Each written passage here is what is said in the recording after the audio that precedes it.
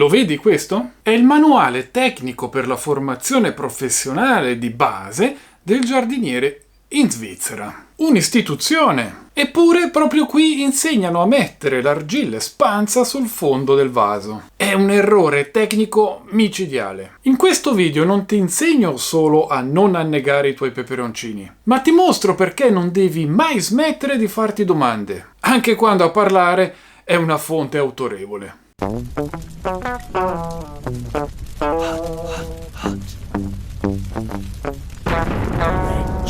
Ciao a tutti! Perché vi mostro questo manuale svizzero? Di certo non per sminuire la scuola, che resta un pilastro, ma per farvi una confessione. Per anni io stesso mi sono fidato di questo manuale. Pensavo, se lo insegna la scuola dei giardinieri svizzeri, deve essere per forza la verità assoluta. Beh, mi sbagliavo. Ho commesso questo ed altri errori in passato proprio perché mi fidavo, trattando l'insegnamento come un dogma invece che come un punto di partenza. Mi sono accorto del mio errore solo quando ho iniziato ad applicare la triangolazione dei dati, l'unico metodo che garantisce la verità scientifica. In cosa consiste la triangolazione? Non ci fermiamo alla prima ricerca che troviamo su Google. Facciamo come i ricercatori incrociando tre angolazioni diverse. Prima fonte, Accademia. Cerchiamo la fase fisica e biologica. Ad esempio, per questo tema, cosa dice la fisica dei fluidi oggi? Cosa dice la botanica moderna sulla respirazione radicale? Seconda fonte, la community. Guardiamo cosa succede sul campo. Cosa dicono i coltivatori esperti che testano migliaia di piante ogni anno? Come quelli di Pepper Science, i maestri dei bonsai, e poi capirete perché proprio loro. Terza fonte, update. Cerchiamo gli ultimi aggiornamenti. Cosa dicono le pubblicazioni scientifiche 2025-2026? Ci sono nuove smentite o nuove conferme? Ecco, se queste tre fonti non convergono nello stesso punto, allora c'è puzza di bruciato. La scienza non è una linea retta tracciata su un manuale vecchio o nuovo che sia. È un incrocio continuo di dati vivi. Se smettiamo di verificare, smettiamo di imparare e iniziamo a ripetere gli errori del passato. 3 consigli vi do e li ho imparati a mie spese. Verificare sempre. Incrociare sempre e dubitare sempre. Dunque, perché l'argilla espansa non drena? Hai mai provato ad appoggiare una spugna fradicia su un piatto? Non succede nulla.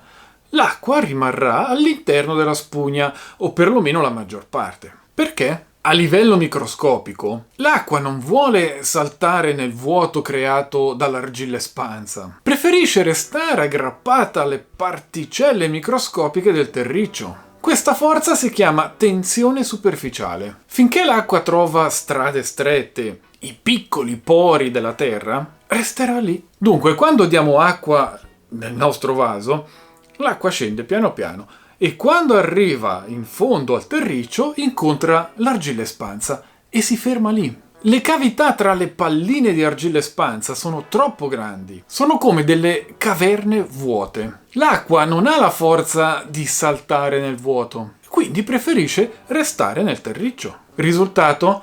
L'acqua si accumula tutta sul fondo del terriccio, creando uno strato di fango proprio sopra l'argilla. Dunque, senza l'argilla espansa, la zona di fango si trova proprio sul fondo del vaso, lontano dalle radici. Invece con l'argilla espansa avrai alzato questo fango di 5 cm, portandola esattamente là dove crescono le radici. Ma da quanto tempo sappiamo che l'argilla espansa sul fondo è un errore? Tenetevi forte, perché la risposta vi farà capire quanto sia lento il mondo dei manuali a percepire la realtà. 1907, la scoperta che l'acqua è appiccicosa. Tutto inizia con Edgar Buckingham. Questo fisico scopre che l'acqua nel suolo non cade semplicemente come un sasso per effetto della gravità. Capisce che l'acqua è tenace, si attacca alle particelle della terra e si muove per capillarità, addirittura va in su. Già 120 anni fa avevamo le basi scientifiche per capire che gli strati grossolani sul fondo del vaso non funzionano. Anni 70-80, la conferma dei test in laboratorio. In quegli anni le università americane più prestigiose decidono di testare i vasi. Prendono dei cilindri trasparenti e cronometrano quanto tempo l'acqua ci mette a scendere. Il risultato è scioccante. Scoprono che nei cilindri con argilla o ghiaia sul fondo non solo l'acqua non drenava meglio, ma ristagnava molto di più rispetto ai vasi con solo terriccio. La scienza applicata aveva già le prove più di 50 anni fa. 2003, la sentenza definitiva. La dottoressa Linda Scott pubblica un documento rivoluzionario. Spiega chiaramente che mettere materiale grossolano sul fondo è un mito orticolo dannoso. Da quel momento ogni università moderna ha rimosso questa pratica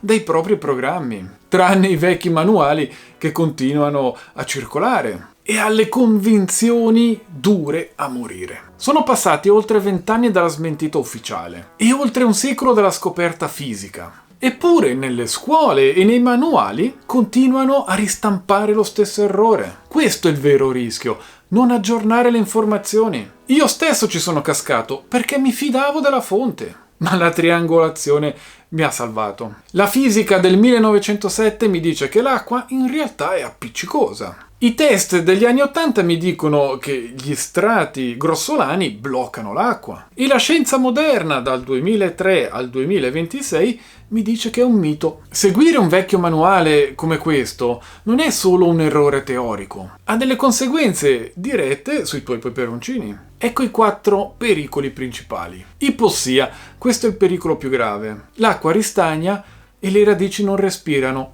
soffocano e muoiono. Risultato, marciume radicale. 2. L'effetto barriera. E qui entra in gioco la fisica. Anche se i fori di scolo sono liberi, l'acqua si rifiuta di scendere. Il terriccio sarà perennemente zuppo e quindi un invito a nozze per parassiti e funghi. 3. Perdita di volume. Se in un vaso alto 20 cm mettiamo 5 cm di argilla espansa, rubiamo il 25% di spazio alle radici. E non è poco. Meno spazio per le radici vuol dire piante più piccole, meno vigorose, eccetera. 4. Accumulo salino. L'acqua che drena dovrebbe portare via con sé i sali in eccesso dei fertilizzanti, specialmente se minerali. Ma con l'argilla sul fondo l'acqua tende a rimanere dentro e a evaporare. Evaporando, i sali rimangono nel terriccio e risalgono verso le radici. Questo crea un blocco osmotico. La pianta non riuscirà più a bere anche se la terra è fradicia. I maestri bonsai sono degli atleti olimpici del mondo del giardinaggio. Se loro sbagliano il drenaggio, alberi da migliaia di euro muoiono. Ecco perché hanno smesso di utilizzare l'argilla espansa decenni fa. Loro sanno che il buco sul fondo del vaso deve essere totalmente libero e drenare. Spesso per non far uscire la terra si utilizza quello che si ha in casa. Io stesso utilizzavo dei pezzi di straccio di juta. Ma essendo in fibra naturale e in un ambiente caldo durante l'estate, si decompone rapidamente, diventando una poltiglia e intasando il buco. Una soluzione professionale è una rete, ma non una rete metallica che arrugginisce. La soluzione è semplicissima, un pezzetto di zanzariera. È di plastica, indistruttibile, lascerà passare l'ossigeno e le radici ringrazieranno, ma non farà passare il terriccio. Questa tecnica è supportata sia nei manuali tecnici di Bonsai Empire, che è un'autorità mondiale, sia dalle community di Superhot su Reddit, per esempio, che hanno visto tassi di crescita superiori al 30% semplicemente eliminando l'argilla espansa sul fondo. Se coltivi sul balcone, quindi su piastrelle o su della pietra, il sottovaso è obbligo. Senza di lui, i tannini del terriccio o i residui dei fertilizzanti macchierebbero purtroppo il pavimento e a volte in maniera irreversibile. Ma il problema non è il sottovaso in sé, è il contatto tra il vaso e il sottovaso. Il segreto dei professionisti è interrompere questo contatto. Potete utilizzare dei tappi di sughero, li tagliate a metà e li usate come dei piedini. Oppure potete usare la stessa argilla espansa nel sottovaso, che tiene sollevato il vaso, o dei pezzetti di legno. Qualsiasi cosa riesca a sollevare il vaso dal sottovaso di 1 anche 2 centimetri. Ricordatevi che l'acqua deve fuoriuscire dal vaso, proprio perché così facendo si porta via questi sali in eccesso rimasti nel terriccio. Diciamoci la verità, se il tuo sottovaso è sempre pieno d'acqua come una piscina, il problema non è il drenaggio, e sei tu che stai bagnando troppo. Impara a sentire il peso del vaso. Se è leggero come una piuma, ha sete. Se è troppo pesante, va bene così. L'obiettivo è dare acqua finché non vedi comparire la prima goccia che esce dal vaso. Basta.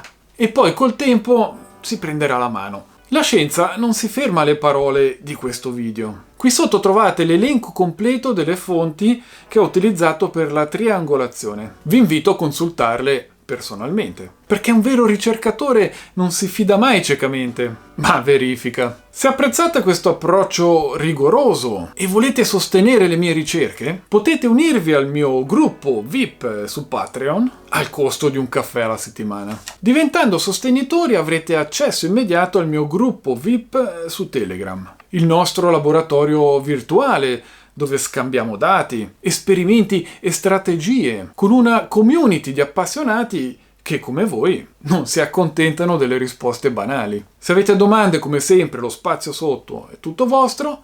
Grazie per essere stati con me anche questa domenica e piccanti saluti!